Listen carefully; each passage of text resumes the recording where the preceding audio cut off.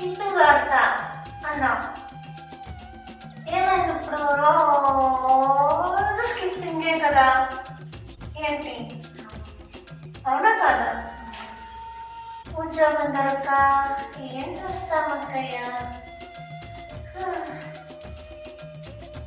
దాదాపు నాకు ఏంటి అక్కయ్య అది? చెయ్యమ్మా నా చెయ్య.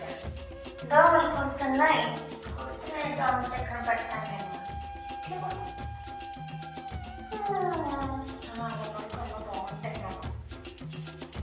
నీకెలా బాగుంటుంది అక్కయ్య?